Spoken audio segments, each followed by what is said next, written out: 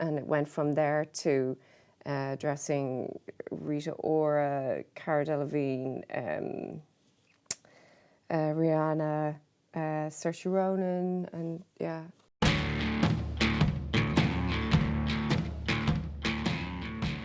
Hello and welcome to Girls with Goals. I'm Denise Curtin and today I'm joined by an exceptionally talented couch. I've got fashion designer Helen Steele and her daughter Halle Steele, who's also a model. Hello girls. Hi. Hello. Welcome. It's great to have mother and daughter on the couch. I was only thinking recently we never really have that and it's fabulous. Good, Yeah, thank you. yeah. Thanks for having us. Yeah, it's thank great. You had to travel up today, did you? No, yesterday. Yesterday. Yeah. Okay, great. It's not too bad. Yeah, and you're based in Dublin? Yeah, I go to boarding school, so. Okay, Yeah. so very, very, very handy.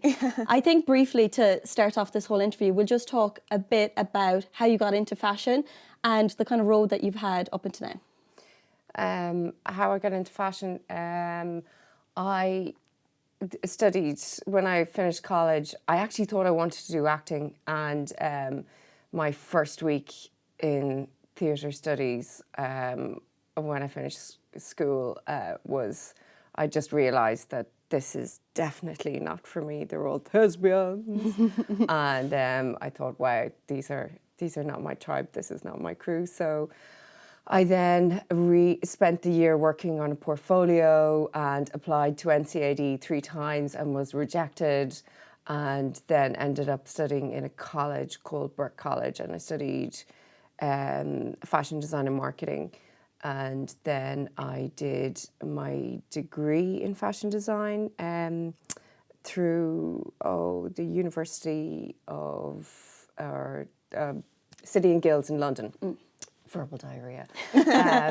And when I finished college, actually it was around this area, around Clanbrassil Street, that there was a lot of manufacturers, people making clothing, fashion clothing, and there isn't anymore, obviously. So I worked with a company called M&A International, and they at the time created some of John Roche's main line and work for a fashion designer called Michael Mortel as well. So I started working kind of on the pattern cutting tables, which was great. And then I kind of realised that it wasn't enough just to be creating clothing. And so I started to work with a South African artist, and then I went and studied art. But at the time that I was studying art, I was in a band, and I think the two kind of helped each other. At night I was working in a thrash metal band, which was mental, and then during the day I was selling whatever I was producing art-wise. At the weekends I would sell on Stephen's Green, around Stephen's Green in Marion Square. And then I got married and had Halle and her siblings, and I continued to work with the same South African artist and he helped me develop my own style. He also taught me some screen printing, and I knew that I'd always come back to set up my own label, but that I needed something, because the fashion industry is so vast and so huge, that I needed something that would be a point of difference and that could be unique, a unique selling point, and that I could tell a story that made sense. And while I was in college, I came across colour theory and colour therapy, and I thought that was really, really interesting because colour was something I was always drawn to as a kid. I was always in trouble in school. I have ADHD, and I was always in trouble in school. And I found drawing and using colour as like an absolute wonderful form of escapism, and it became something that was kind of central to my being in a way, and it's been with me ever since. So then when the kids were old enough, when our eldest was in secondary school, I launched my own fashion label at London Fashion Week.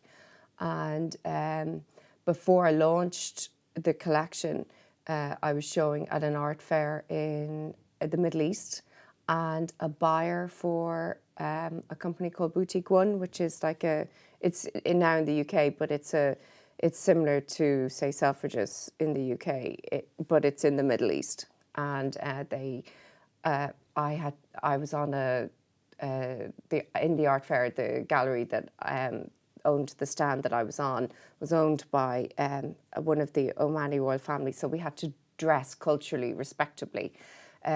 So before I went, I screen printed some silk with some artwork, and then created some pieces. And she asked me where I got my pieces that I was wearing all week, and I explained the story, that I'm an artist and this is, what I do. And she said, okay, well, would you be interested in, showing me, building a collection and showing me some of your work, which is what I did. And then she came and bought my collection at Paris Fashion Week, and Costume here in Ireland did, and 20 other stores. And that's kind of how it started. And it went from there to dressing Rita Ora, Cara Delevingne, Rihanna, Saoirse Ronan, and yeah. That's like amazing. that. It's incredible to hear the story of your progression. It really is like, it's not like you struck fame one day. It was just such a progress of work and you know, determination and so on and so forth to get forward. When you mentioned there about the celebrities dressing Rihanna and Rita Ora, how does like something like that come about? Do they see your collection? Do you approach them? No, it was pure fluke. Yeah. My collection at the time was being sold in a store, which is the funniest name for a store. It's called I Am a Village Bicycle. And basically there was a stylist for Warner Brothers Music, and her name was Kimmy O'Neill. I actually think she works for Love magazine now. And she spotted my stuff and got in touch and said, look, Jessie J has broken her ankle, and your stuff seems kind of, she can get that over her boot or over her plaster. Would you be interested in, creating some pieces? She's got to do a tour in Australia, and she has some other appearances to do, but she wants something kind of edgy, but, at the time I was doing the oversized t-shirts and kind of leggings, and so I ended up doing catsuits. Which was kind of interesting because it's kind of like sportswear. So, and I had to work with her body as well and make sure that it was comfortable, that she didn't feel it when she was on. So that was an interesting experience. But then the same stylist was dressing Rita Ora, and Rita Ora was friendly with Cara Delevingne, and that kind of all spiraled off. And like then a domino effect like almost. like a domino effect. And then there's a stylist here called Grace Moore, and she introduced my clothing to Saoirse Ronan, and then I got to work with her as well, which was incredible. Absolutely, yeah. I think she's just an amazing actress. Yeah, I met her earlier this year before Mary Queen of Scots, and like that, I was just enthralled by her. I was like, wow, she's so fabulous. She is. So fabulous. Yeah. But that's incredible that those opportunities arise like that. I suppose you'd wake up one day and you don't know what could be thrown at you, or you don't know what. Oh, you never know. It's like, I remember when Cara Delevingne was at Glastonbury, I had no idea. Do you remember? Yeah, we were in the car and Mum looked at her phone. She's like, "Oh my God!" And she started speeding down the road because she was so excited. Me and my sister were in the car, holding on, being like, "Calm down, please. We're both in the car. It's okay." Yeah, and I had to hand the phone over to Halle and say, "Okay, so what do I do now?" And she was getting on my emails, and there was. Where were we? We were dropping you guys to the National School of Performing Arts. We were driving down the road, and there was basically, I hadn't looked at my emails because it was Saturday morning, kids are small, you kind of have to be rigid when the kids are small with your time. And Halle goes, "Mum, there's 300 emails here. And they're not from the normal people." These look different. These look different. And it was all requests for this jacket that Cara Delevingne was wearing at Glastonbury that I had no idea she was even going to be wearing it. So That's just like I'm getting like butterflies thinking of that kind of moment. Like they're those kind of things that you just can't predict, you know? No. Like when you're away doing your own work, you don't know who's looking at your stuff on Instagram or who's spotting it on someone else. Yeah. It's wild. Yeah. It's absolutely wild. That's the good thing about Instagram is that for a small designer you can get directly in touch with people. You know, you can, if you're savvy enough, you can navigate the system that, you know, you can get in touch directly with stylists and people like that. That's really handy. That's really, really good. And then there's the other side that's not so good. Yeah, obviously. But Halle, for you growing up with your mom as a fashion designer, what was that like? It must have been incredible. It was amazing. It was so fun. Like, she'd always have something to do, like shoots or something, and I'd just beg to miss school and like go and shoots because it was so fun because I was young. Like, I was 6 and everyone was like the makeup artist would always like let me like help out, and it was just so fun. It was like so cool, like watching that and everything. But Halle was a great worker. You were like, Halle would just get tucked in like all the shoots and what can I do? I was just like an attention seeker. Like, I just wanted, like, the model would be working. I'd be like, maybe if I stepped in, maybe with a clown mask, that would like really bring something to the shoot. And everyone was like, sit down, like go away. Finding any way to get involved. Yeah. Do you think you knew back then that your mom had like not the norm job? I don't know.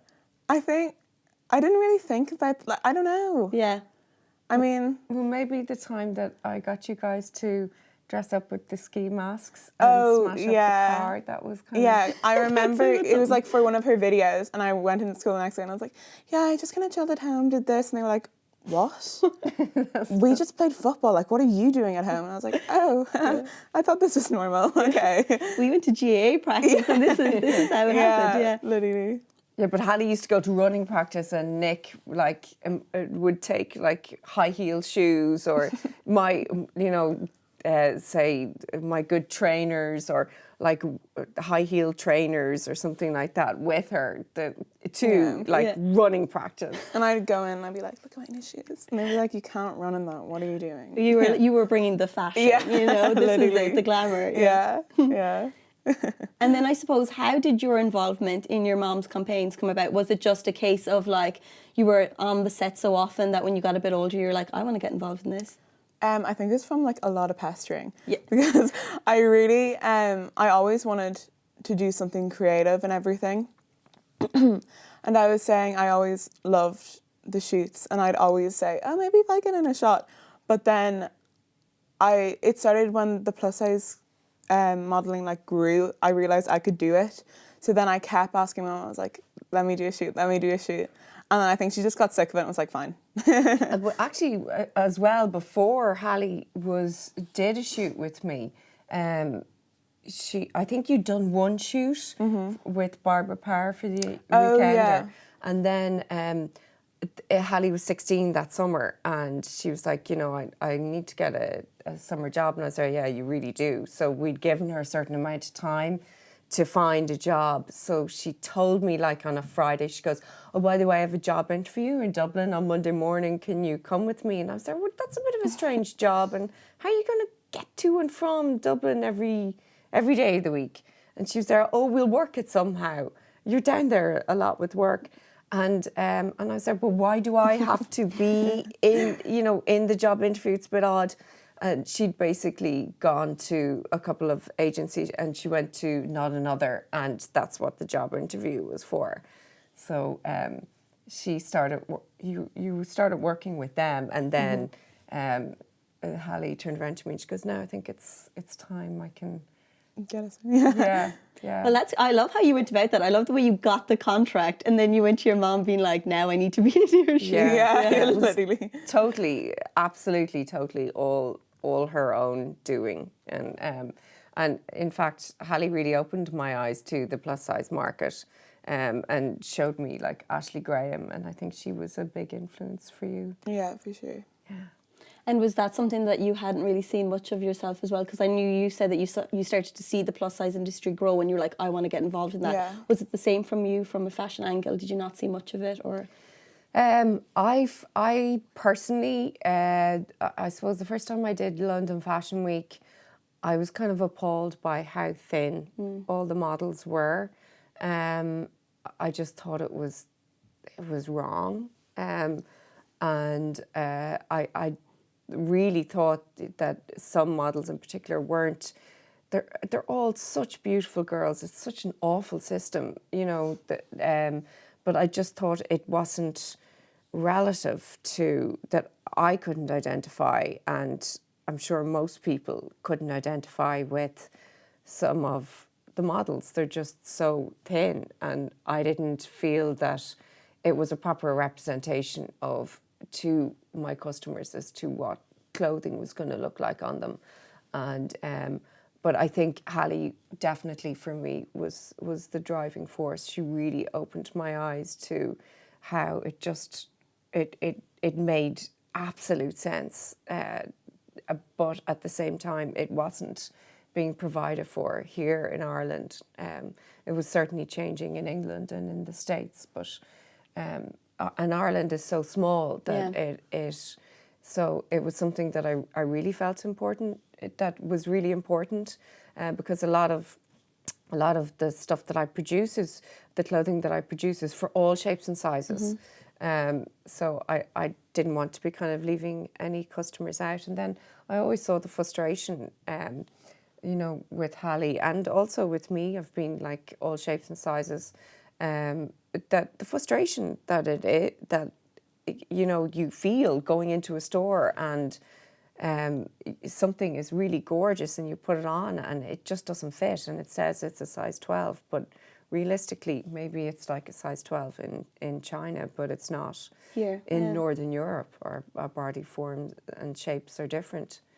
So it's quite baffling even when you think back maybe 10 years ago that plus size models weren't even so much of a thing, especially not here in Ireland. And even when you look at campaigns and posters that you see outside shop fronts, that they didn't include a difference in size. You know, it's like, it's one of those things now that when you look at it, like now in 2019, you think, geez, that's wild that wasn't there, you know, and like obviously it's only more inclusive it's getting, but Not Another Agency seems fantastic for that. I always see them promoting such uniqueness on their Instagram and things like that. What's it like working in the modelling industry in Ireland? It's actually, I love my agency, like they're so supportive and they're so diverse, it's really nice. But I feel like the plus size market in Ireland is quite small. I mean, it's getting there, I think.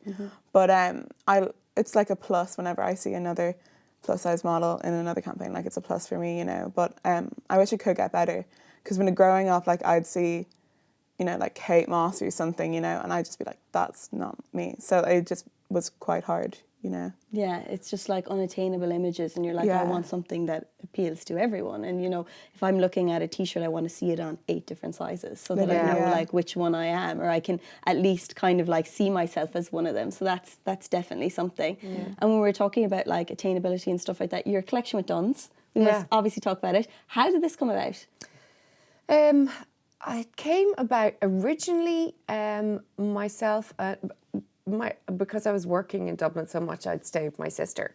And so in the mornings I would walk to her kids to school with her, and I'd jump on the Lewis. And every morning, like all the mums were all like wearing like leggings and puff jackets or raincoats or T-shirts, hoodies.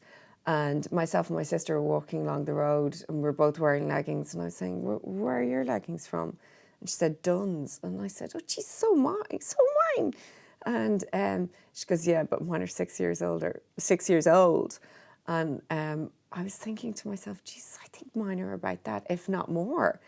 And that was one thing that really struck with me. It was creating something that actually lasts and that's not disposable, but that, again, it fits all shapes and sizes. And I think for athleisure and sportswear, that should be a definite, that it's for all shapes and sizes, and that all shapes and sizes can wear a crop top if they want, that they can wear leggings that are comfortable, that don't feel like a corset, and so I think I did an interview and I mentioned that Duns were doing an awful lot for Irish creatives and Irish designers, and then we kind of got in touch, and things just kind of started going from there. They're an incredible company to work with.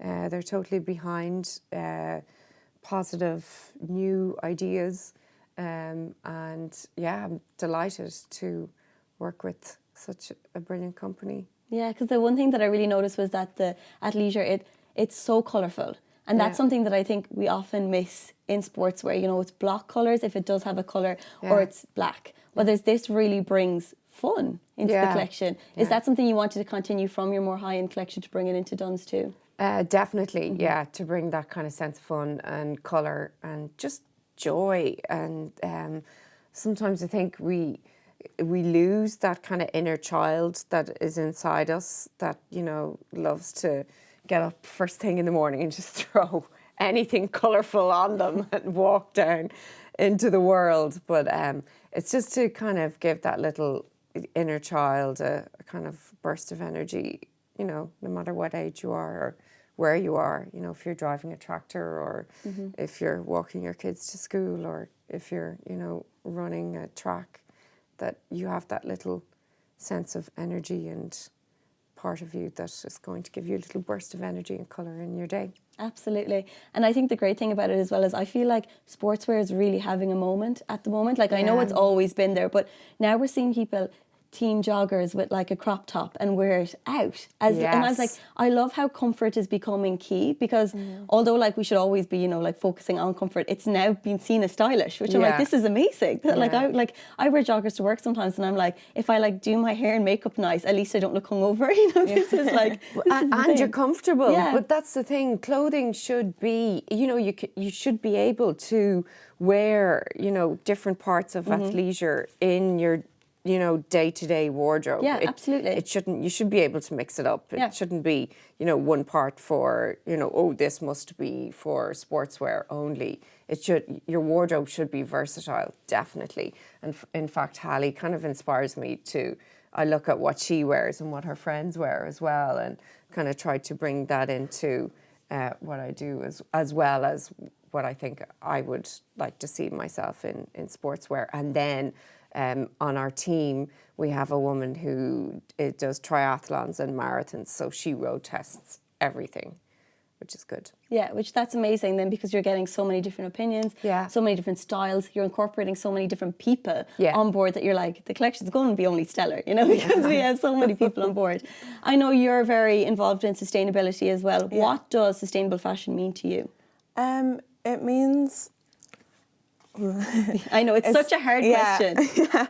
I just think it's so important, because, and it's only really become, like, I don't know how to put it, I only kind of figured out the massive effect fashion actually has last year, when other people, like, it was becoming more of a conversation with me and my friends, and I realised how bad, like, fast fashion actually is, and it just kind of blew my mind a bit, and I feel like other people should know, because I was talking to another one of my friends back home. She was like, well, what is fast fashion? And that just was kind of like scary for me.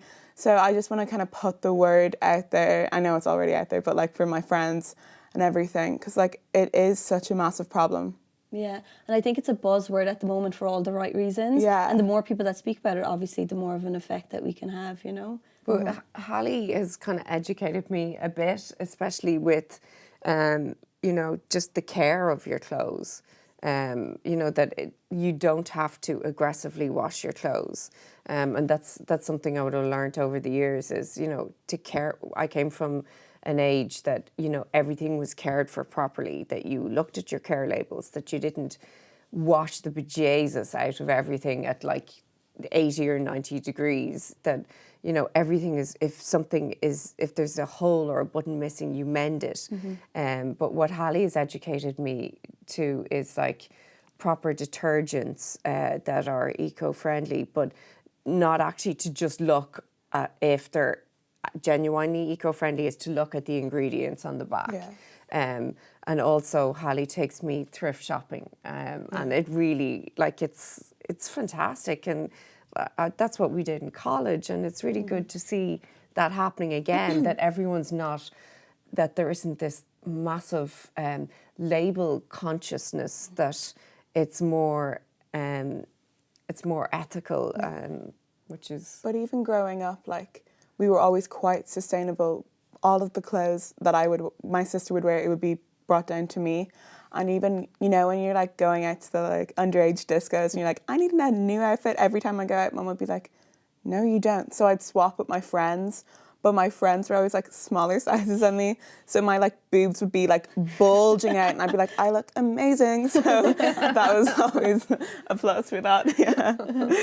But that's not what I want to hear. Yeah. You're like, wow, okay, should have bought you new clothes. No, but that's what's great to hear. And like, I even think when I go thrift shopping as well, and even it's the same with my friends, there's almost some like joy out of finding a piece that you're like, I found this. It wasn't just on a rail. Like it's like finding treasure or something like that. So it's great to see that kind of buzz amongst people, and even like swapping different things. And you know, like that, it's great to see your stuff on someone else too once you've gotten wear out of it, because you're like, oh my God, yes, a new lease of life for it. It's absolutely fantastic. It really, really is. Especially the menswear in the thrift shops. Oh yeah. It's, so cool. yeah, you go down to Dublin Vintage Company and you're rooting through, factory, Helen.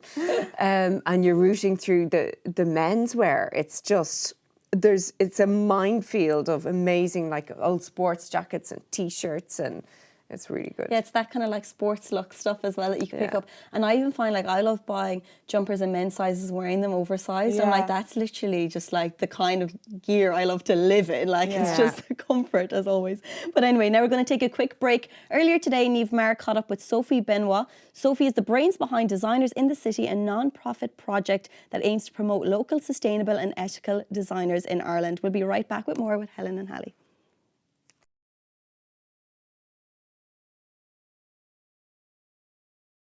I'm joined now by Sophie Benoit. Sophie, you are the brains behind Designers in the City. So welcome, first of all. Thank you. So Thank excited. you for having me. No, of course. Delighted to have you on. So tell us a little bit about the project and a little bit about the idea for it originally.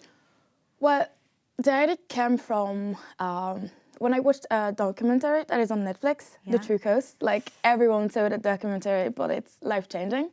And I stopped buying the same products, like the same clothes and everything. I tried to purchase things that was secondhand or made by designers. Yeah. And it was a real struggle. Like, I couldn't find anything anywhere. I had to spend like 2 hours Googling to find where the products have been made, whether, like, what was the story about.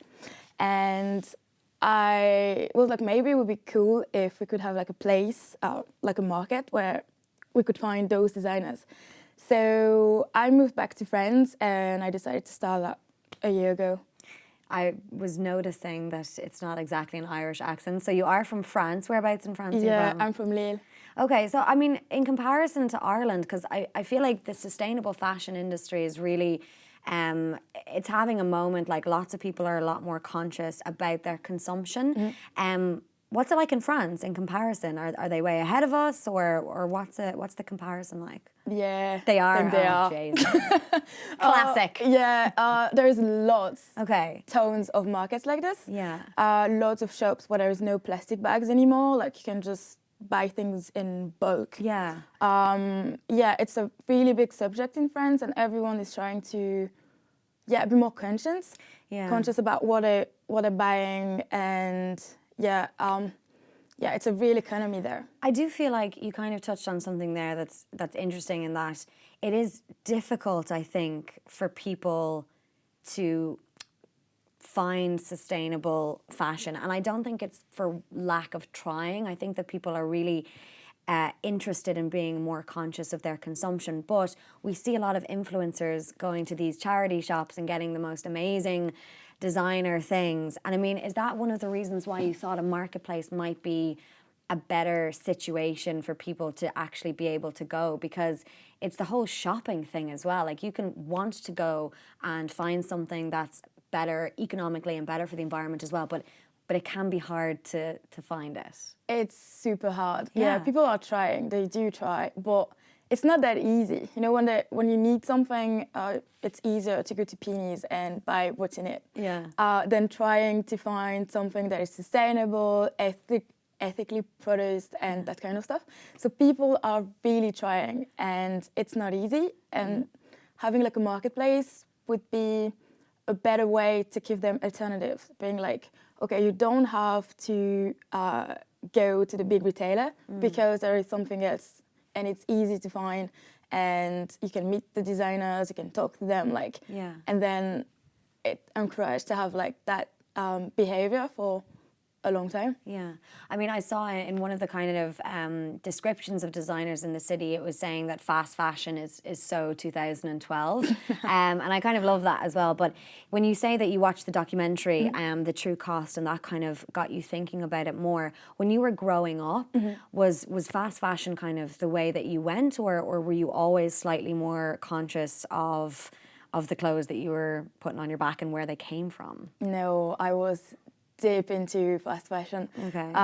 3 years ago, like deep into, I was going to H&M every time, every week. I had like 2 new items that I didn't like. It's just like, I know, to keep busy. I didn't have anything to do, so I was like, oh, let's go to the mall.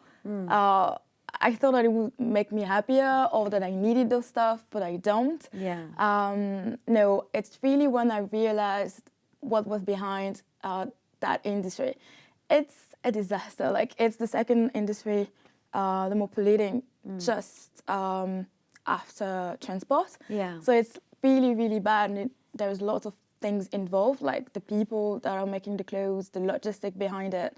It's, And I mean, you said as well that, you know, consumers are actually not being told the whole truth from retailers as well. So that, like you said, it could be working practices, or it could be about the process when it comes to the fabrics that they use and stuff. So as opposed to, because I don't think True Cost is on Netflix anymore. I think they've actually taken it off. Because I went I went looking for it yesterday. Now, I don't know, it could just be a glitch. Maybe I looked for the wrong thing, but I couldn't find it. But, you know, what do you think needs to happen to educate people more? Because everybody knows sustainable fashion. That word is kind of thrown around there all the time. But, I mean, you know, I don't think that consumers actually know what it is that they're purchasing when they go in and purchase fast fashion, and how much that decision is actually contributing to the state of the world, really. Yeah, well, I think we have to do 2 things at the same time. Educate people, especially the youngest one, that buying things it does have a cost. And it's just not €5. It's like a dress cannot be less expensive than a pumpkin spice latte in Starbucks. Like, that's a fair point. Yeah, it's just so weird. Yeah. It's too good to be true, and most of the time when it's too good to be true, it's that it is. Just that. And doing that, and then like forbidding the retailer to produce the thing, because we can't just say to people just don't buy it if they can buy it. They shouldn't produce that much, so we should tackle this problem as well from the production side. Yeah, and I mean, it's interesting because Designers in the City is obviously getting designers together as well, but I suppose for designers, it's kind of a tough thing too, because we're trying to almost educate the people to invest more into their pieces, because for a variety of reasons of which you've mentioned already. But at the same time, like, it's costly for designers too, especially when people haven't adapted fully to the idea that fast fashion is not the way to go. So I mean, are you encountering, when you're dealing with designers, that they're struggling a little bit to kind of get people to invest in better quality products? They do at the beginning, but that's, again, because people don't fully understand at the beginning. But when you have that kind of market and people can talk to the designer and be like, okay, why is it €50 when I can find the same thing in Pennies for €10?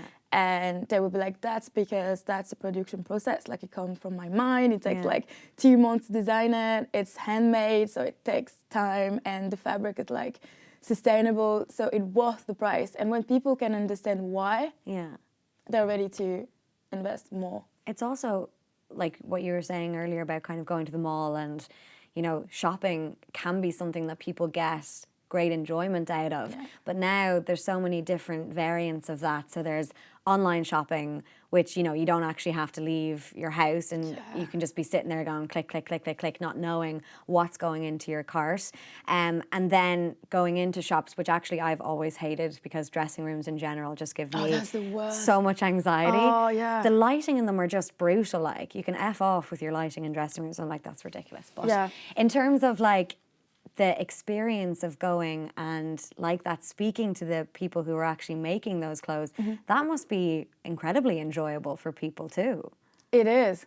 Yeah. Like, it's understanding that it's a unique piece, that someone like thought about it for a long time, that you're wearing something that you actually like, that is actually meaningful, rather than something that has been stole by, like, from a designer. So you started this a year ago and you've held events so far. So how have they been going? What has the reaction been, and like how many people are attending these events? And I mean, it's going really well, obviously, but tell us a little bit about how you're finding it, and were you nervous before you started this about even people turning up? Oh God, yes, that gives me so much anxiety because it's free. So you can't really predict the turnout. The first one was in a basement, so it wasn't the best idea. Okay. So I'm never gonna do that again. In a basement, in like you know the Chelsea drugstore? Oh yes, There yeah. was like a basement. Oh. But because I didn't have the budget to put like big posters and do like huge advertising, people didn't know. Right. Because like the place looked empty. Okay. But yeah, it went really well, because even if, like at the beginning, like the first one, the turnout wasn't really great, but the designers between each other, they were networking. So it's still great because they can create a community between each other. Definitely. And they were buying stuff like From each other. Yeah. Oh, that's so cool. That's so cute. I was like, Yeah. I did sell something, but I think I spent everything in that store. Good. Yeah. The last one was at the Burnout Show. Yeah. And yeah, the turnout was great. The afternoon was lovely. Sunny weather in Dublin. That's what you want. Yeah, I got lucky. And there were a discussion panel as well about sustainability and why we should pay a little bit more attention to it. Yeah. So it's kind of growing and you're developing it as you go. So where do you want designers in the city to go? Because I mean, obviously it's an event and it's a market for people to go to. I think the panel discussion element of it is really interesting, and I think that would be something that would really get people excited to go to it as well. But do you see it in the future as being something that you would want every single week? Because I know that for me, I do struggle a little bit with finding good pieces in places, and I always look to Instagram and stuff like that for inspiration for that, because I am trying to like learn and I am trying to kind of continue to educate myself. But I mean, having like a weekly place that you could go to, which would have incredible designers, education as well as that, like that would be good. But I'm telling you what your goals are. Why don't you tell me? Why don't you tell me what your goals are? I'm gonna write that down. Yeah, I think I will still keep going, doing that in different places, because I like going around and see, like, why not? Discovering new places. But yeah, if it could be like twice a month, it would be nice. But it's not my full-time job, so it's quite hard. Yeah. And what I would like to do is keep doing market, but still adding something else. So for the next event, there is a table quiz. Okay. Focused on sustainability, because like we can learn and have like a little bit of fun and a glass of wine. Nice. Like, why no not? phones allowed though. Phones at table No. quizzes are dangerous because everybody just cheats. So make sure that they put their phones. No, I'll be like the brother. Do like look around. So tell us when the next event is, and also let us know where people can get involved and where people can see all the details. Yeah, the next event would be the 8th of December, so Sunday, from 4:30 to 9. Okay. The first part will be the market. Yeah. There will be like 15 designers. Okay. Between 4:30 and 8, and at 8, the table quiz. Nice. Yeah. And it says that there's going to be drinks and food. There's going to be live music. Live music? Live music, This is just going to be a big party, basically, Yeah, with sustainable always. fashion at the core of it. Exactly. It sounds incredible. And at the same time, the profits from the night are also going to Oxfam, isn't that right? Yeah, Oxfam Island, yeah. Amazing. Okay, so there is an Eventbrite link and you can get all the information if you go onto It's Designers in the City is your Instagram. Yeah, on the Instagram page, and the website is designersinthecity.co. Amazing.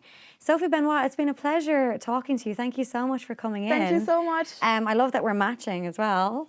Look at this. People who are listening won't know, but but we're matching. Grey and black. Grey and black, yeah, absolutely. And yeah, looking forward to it. I can't wait to see it. I'll see you there. Thank you. I'm gonna win the table quiz. Will you? Yes, I will. Best of luck then. Best of luck. I didn't feel confident, but yeah, I will. Thank you so much, Sophie. Thanks.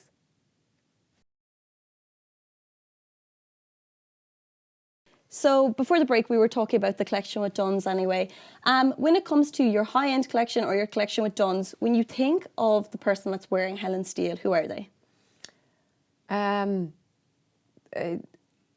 It's actually, I think of all different ages and shapes and sizes and people, but the goal is like, say, Helen Mirren and Saoirse Ronan or Rihanna or Billie Eilish. I'd love to see Billie Eilish wear some of my stuff. Yeah, it's or just like there's so many people that I see wearing my stuff. I remember being at a wedding years ago, and there was a woman, and I think she was like 75, and she was wearing one of my pieces, and she just looked so cool, so bohemian and comfortable, and that was pretty amazing. And then a couple of years ago, there was a girl who was in Halle School who was wearing one of my dresses to her graduation, and she looked amazing. And I was really kind of chuffed with that. So all ages, shapes and sizes. One of the things I do get a kick out of is seeing women in the Middle East wearing my stuff underneath the hijab. They could have like this really bright, colourful print, you know, that's maybe called Whispering Eye or Fallopian Tube or something like that. And that's kind of cool, knowing, you know, you might see, you know, she lifts her arm, you might see some of the print and go, oh my God, that's one of my pieces. That's kind of cool that that's on her. Yeah. Because she is dressing for herself. Yeah. And I think with a lot of your pieces, obviously, because they're so colourful, it's kind of confident women who aren't afraid to express who they are through their clothing. Yeah.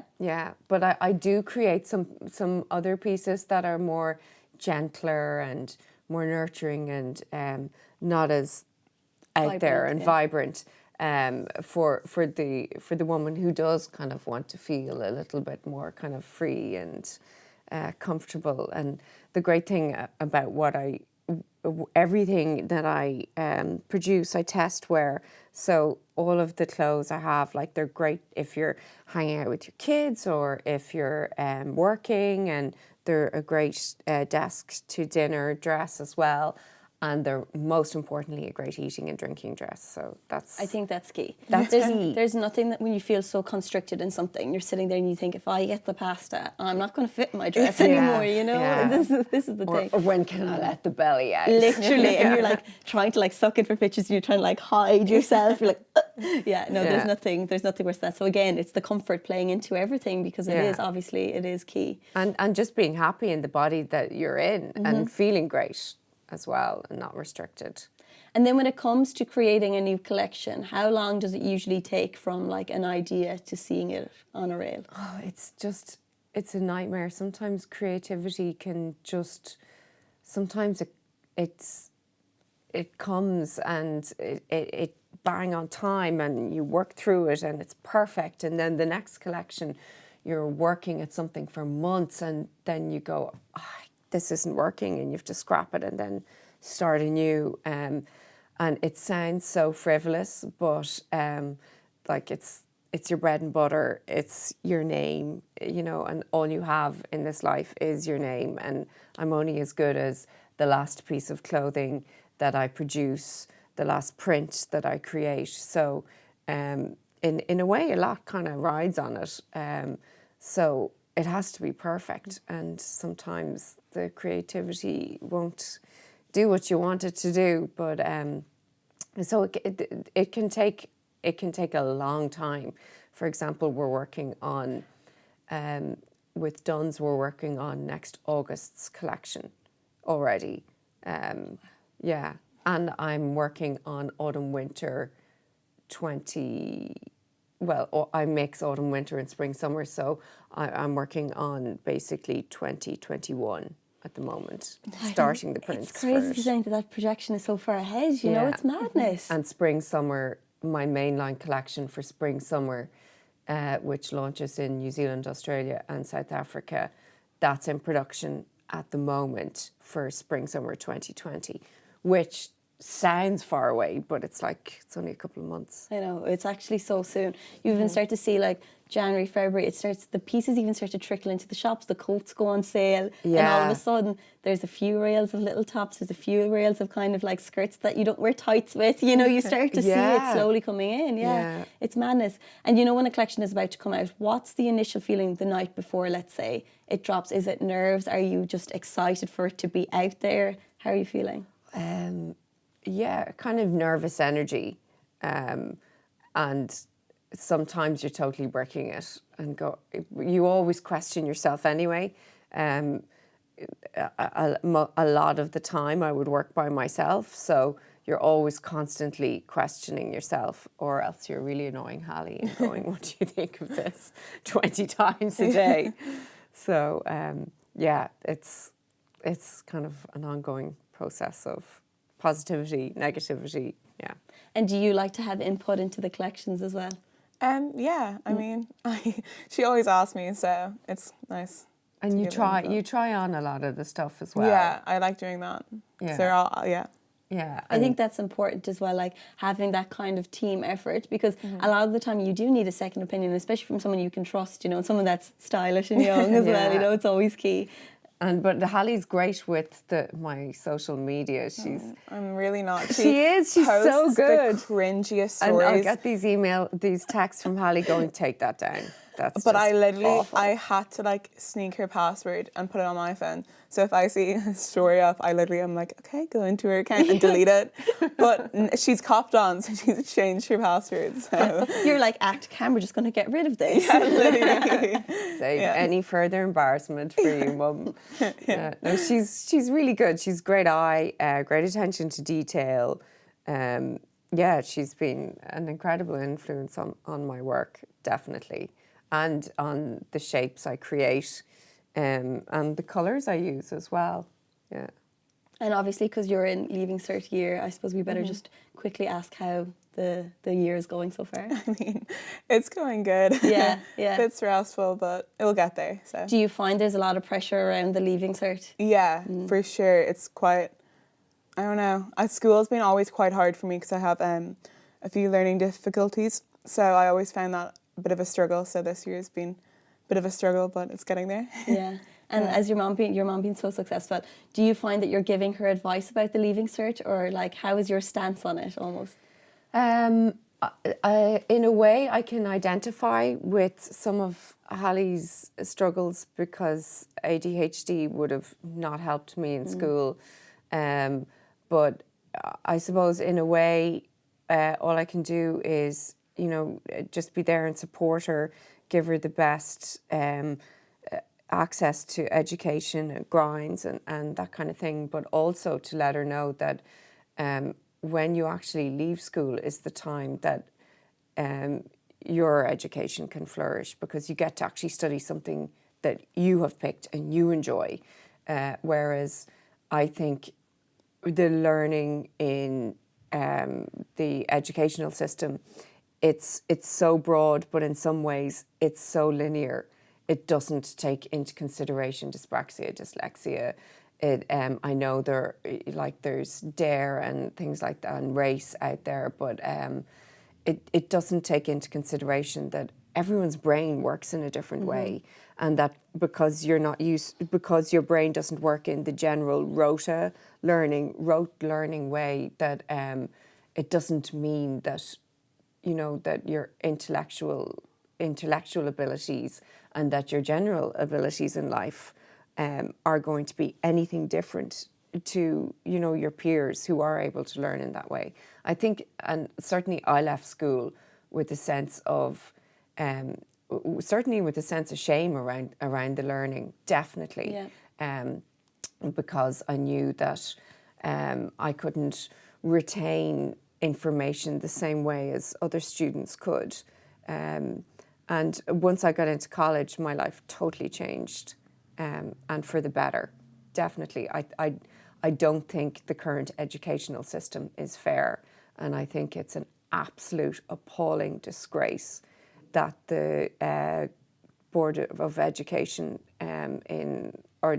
that the Minister for Education has let the schools decide whether or not a child should get a spelling and grammar waiver, whether or not they should have extra time, because the people deciding on a broad test are not people who are educational psychologists. No. They're not properly qualified to the level of an educational psychologist. So in a way, what they're doing is, in future generations, you are stopping a child being able to compete, being able to complete on an even level, but also being able to contribute to society.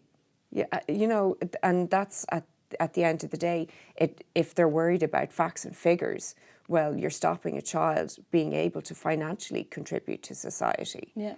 And that's appalling. And I think we are failing our children and future generations, and it's very, very narrow-minded. Yeah, it is, and it's hard to see the same issues rising every single year with a new batch of students who are going into the Leaving Cert, you know, curricular system, and they're stressed because maybe they're not at the same level as some of their peers because they're not getting the help that they need to back them so that they can succeed, you know. Yeah. So I think that's very stressful. I think it's also so hard as well to see students having to do a reach of subjects, like you were saying, that like you might not even be interested in, you know, having mandatory subjects that you won't touch again the minute the Leaving Cert is over, and having to study them when, I think when you do hit, you know, like 4th or 5th year, you start to know yourself, your interests, and you start to know what you excel at and what you don't. And when you're forced to do, let's say, maths, when maths is so not your thing, it's so hard to see, you know, because I even remember that from when I was in secondary school. I loved languages, and that was my niche, and I loved kind of creative subjects, and I couldn't do maths. My father's a maths teacher, couldn't do it. With all his help and his grinds in the world, I was like, I'm just not built for it. And it's so hard then that you still have to sit those exams and you still have to go through it, even though you know in your heart and soul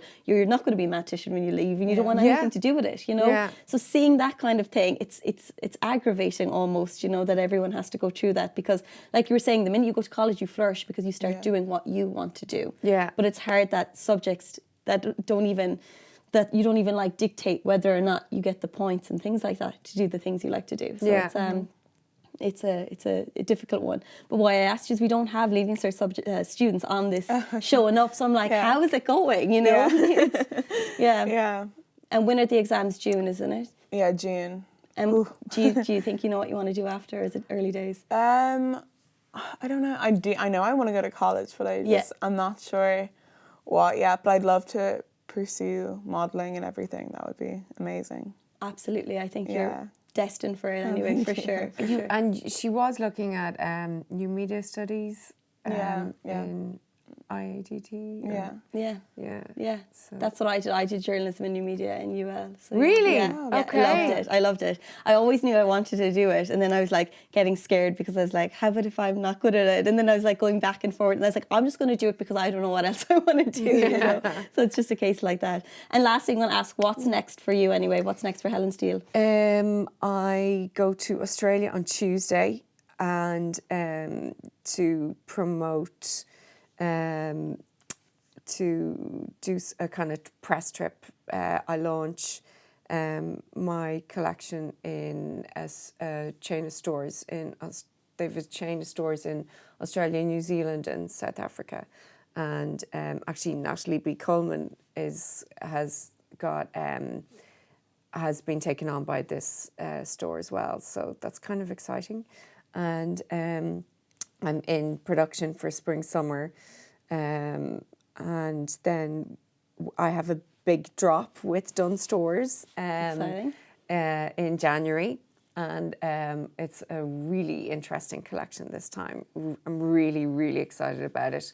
Has loads of the usual kind of colour theory prints, this time really kind of edgy, and some new key pieces that are really different. And yeah, really excited about that. Poor Halle has the mocks. Yeah. And then the leaving cert. Yeah. Fun times ahead. There is fun times ahead, but there is funner times ahead. Yeah, You know, exactly. once you get out those gates, leaving cert holiday maybe, you know, like, you know, wait for that. relax, unwind. Yeah. You're looking at me going, don't bring that up. Well, ladies, it's absolutely fantastic that you joined me. Fantastic things are ahead for both of you as always. And yeah, I'm sure we'll see you on billboards everywhere in a year to come. So thanks so much, Helen and Halle Steele. It's fantastic. Thank you. Thank you. Thanks so much.